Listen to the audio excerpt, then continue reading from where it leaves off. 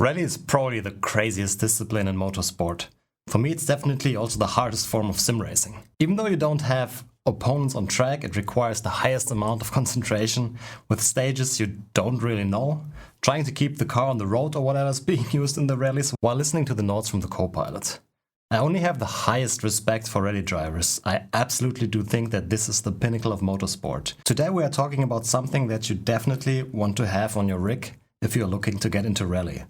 A sequential shifter and a handbrake. Of course, there are other forms of racing and driving that benefits a lot from having a shifter and a handbrake on your rig, like for example drifting or something. But whenever I see those, rally is the first thing that comes to my mind. The two products we are looking at are made by Another Way Simracing, a little sim racing company from Poland. Maybe you have already seen my review of their dashboard. If not, check it out. Thank you very much to Another Way for providing these two for the review. Of course, my opinions are my own as always, and Another Way does not get to see this video or script before release. Both units cost 259 euros each, including taxes, or you can get the bundle for 459 euros. Another Way also offers the super massive mounting plate for 39 euros that I can highly recommend to get if you plan to get both, because the mounting is a bit difficult in some scenarios, but more about that later. Both units have really good build quality. Whether you like the look of the sandblasted stainless steel is obviously up to you. I do like it, but I also wish there was maybe a black version available to better match other devices on the rig. The units weigh about 2.5 to 3 kilograms. They are pretty huge and it just feels very high quality, to be honest. There are no sharp edges on the corners, no squeaking, no flags. I mean, in this direction there's a little bit of wiggling, but that's pretty much it. I think both units are built very, very well. Let's have a closer look at the handbrake first. The handbrake basically looks like a load cell sim racing pedal, but instead of the pedal arm you have the lever instead.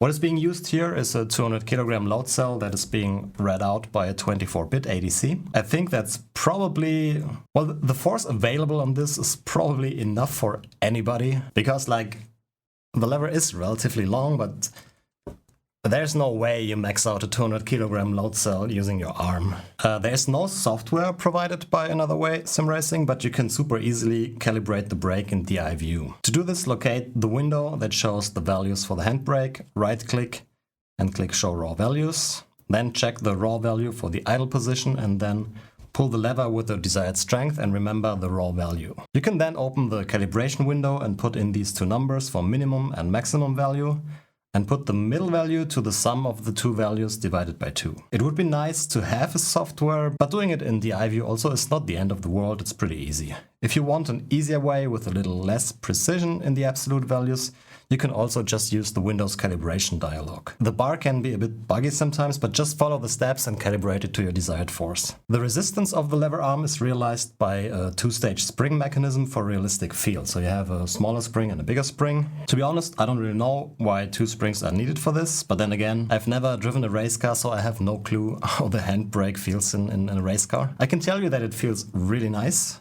You can adjust the travel to lever arm force ratio by adjusting the position of this bolt here. The higher the bolt is mounted, the higher the forces on the lever arm to get the same amount of travel. I really like the default position, so I just left it there. You can also adjust the preload on the two springs with this knurled knob here to increase preload on the spring or decrease preload on the spring.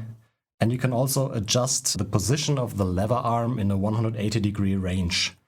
There are 5 holes here that offer a range of 90 degrees, and additionally you can also remove the lever and put it in the other way around, whether you want it to be parallel or perpendicular to the base. The handle feels very nice and has the perfect size for my hands.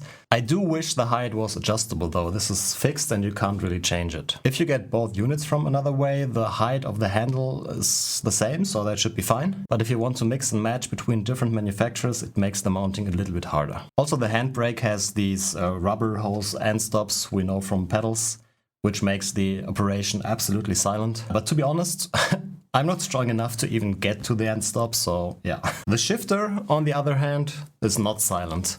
In fact, okay, this is very loud now because it's sitting on the desk. It has a very satisfying click sound to it, and the nature of how the shifting works, where you need to overcome a certain breakaway torque to shift, also transfers some vibrations onto the rig. It's not as loud as on the desk here, but it's still audible. I would say it is about as loud as one of the louder magnet pedal shifters you find on steering wheels, but it also makes for a very, very good and satisfying shift feel, if that's even a thing. I don't really know how it works on the inside. While another way told me it is perfectly fine to disassemble it. They also mentioned that the order of the assembly is very important and easy to mess up. So I decided this will just remain a mysterious black box, or rather grey box. To quote the website, the work mechanism is based on a two-stage change of force when shifting a gear, giving the impression of a mechanical gear change. So yeah, all I can say is it works really nice and it feels great. The reading of the position of the lever is done by Hall sensors. These are sensors that sense a magnetic field and are very durable since there is no mechanical wear involved. The resistance of the shift can be adjusted from very low to forces where it's really hard to push or pull the arm. And similar to the spring on the handbrake, you have a nice knurled knob here to adjust the preload. The higher the preload, the harder it is to shift. You can also mount the shifter parallel or perpendicular to the base.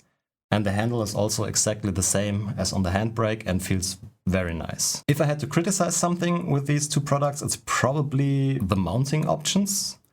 First of all, the spacing of the elongated holes does not match the spacing of regular 80-20 profiles. I think many people use 80-20 rigs and it would be so much easier to mount if this would just match up.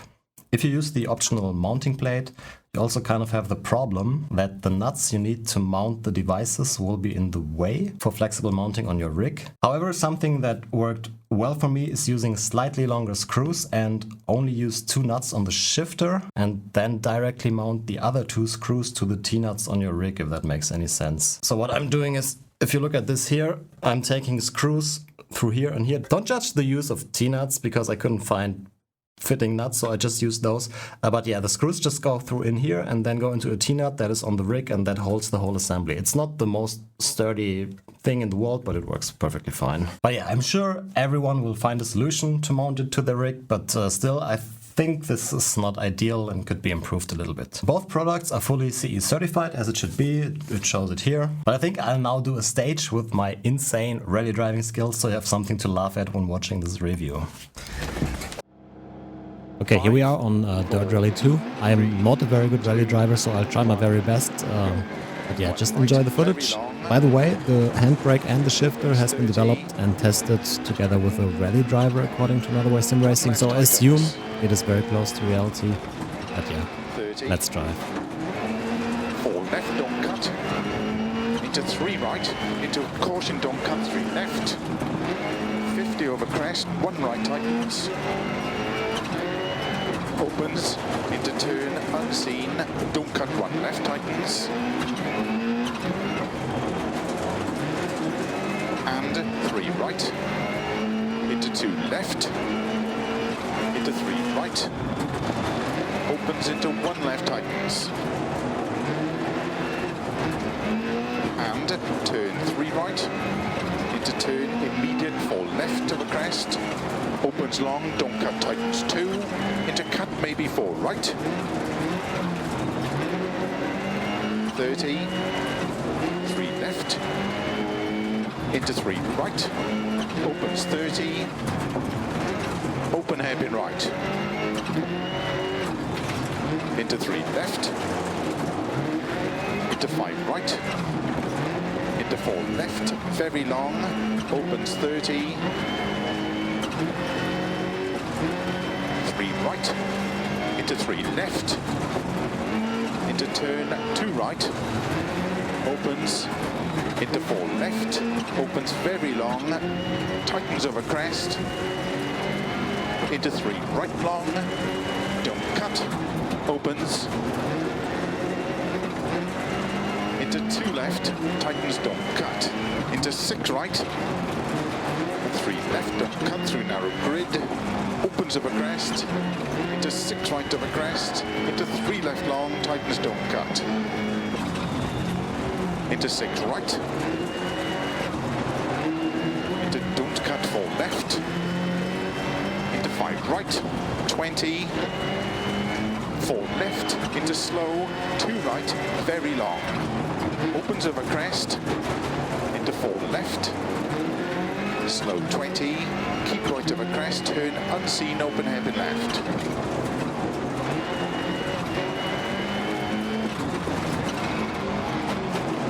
Right over crest,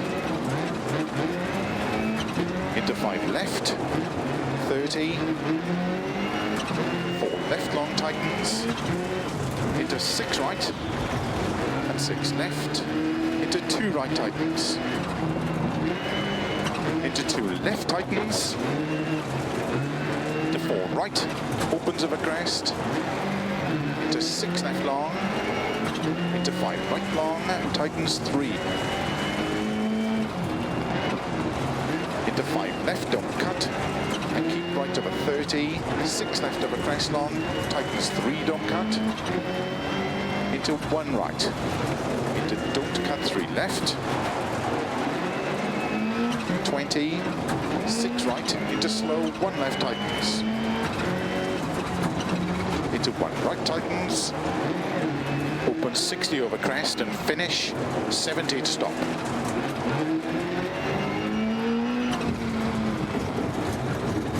To sum it up, I can definitely recommend both products if you have the space on your rig. There are options out there that are a bit more compact and still do the job, but if you have the room, go for it. I think they are great.